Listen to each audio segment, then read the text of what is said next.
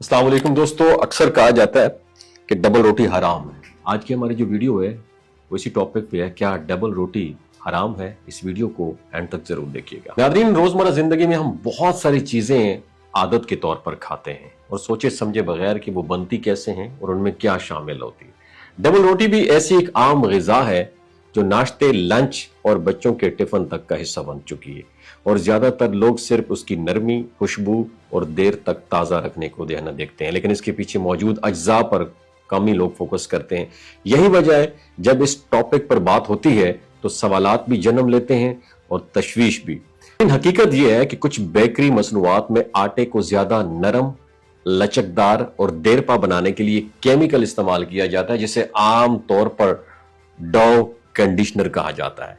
इसमें एक मशहूर जुज्व है, उसे L-सिस्टीन कहा जाता है। ये एक एमाइनो एसिड है जो आटे के स्ट्रक्चर को, साख्त को बेहतर बनाने, गूंदने का वक्त कम करने और रोटी को ज्यादा नरम रखने में हेल्प आउट करता है। मसला उस वक्त पैदा होता है जब इसकी सोर्स पर बात आती है, क्योंकि बाज ममालिक में ये कंटेंट जो है इंसानी बालों, मुर्गियों या बतख के परों जैसे जराए से हासिल किया जाता है, जबकि कुछ जगहों पर इसे सब्जियों या मसनूई तरीकों से भी तैयार किया जाता है। और इस्लामिक पॉइंट ऑफ व्यू से असल मामला सोर्स का है।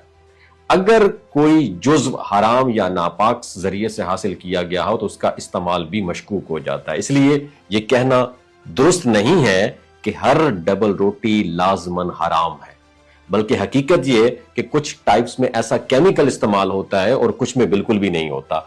बड़ी और जिम्मेदार कंपनियां जो है अब ज्यादातर प्लांट बेस्ड या मसनूई L-सिस्टीन जो है वो इस्तेमाल कर रही हैं, जबकि कई बेकरियां इस जुज्व के बगैर भी डबल रोटियां तैयार करती हैं। और यह भी याद रखना चाहिए कि फूड इंडस्ट्री में शफाफियत हर जगह यकसान नहीं होती है।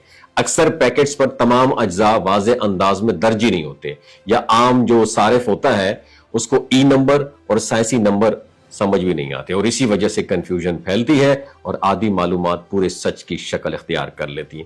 दानिशमंदी का तकाजा यह है कि हम लेबल पढ़ने की आदत डालें, मुस्तनद हलाल सर्टिफिकेशन देखें और अगर शक हो तो कंपनी से बराह रास्त मालूमात हासिल करें। और आखिर में बात खौफ या अफवाह फैलाने की नहीं है, बल्कि शऊर की है। हलाल और सेहत बख्श ग़िज़ा का इंतखाब करना हर मुसलमान की रिस्पॉन्सिबिलिटी है, लेकिन बगैर तहकीक के हर चीज को हराम करार देना ये बिल्कुल भी दुरुस्त नहीं है। जब इल्म के साथ फैसला किया जाए तो ना सिर्फ हमारी ग़िज़ा बेहतर होती है, बल्कि हम दूसरों तक भी दुरुस्त मालूमात फिर ट्रांसफर कर सकते हैं। और यही मुतवाज़िन रवैया हमें बेजा खदशात से बचाता है और बाखबर सारफ भी बनाता है। बात करने का मकसद है, पाकिस्तान में जितनी भी कंपनियां काम कर रही हैं वो बिल्कुल सही पैटर्न पे काम कर रही हैं और हलाल डबल रोटियां मैन्युफैक्चर कर रही हैं। लेकिन अगर आप पाकिस्तान से बाहर किसी ऐसे कंट्री जाते हैं जो कि यूरोपीय कंट्रीज, यूरोपियन किसी यूरोपीय मुल्क में जाते हैं या किसी और जगह पे जाते हैं, तो वहां पे डबल रोटी जब आप खाएंगे तो इस बात का आपने इदराक जरूर रखना है कि वहां पे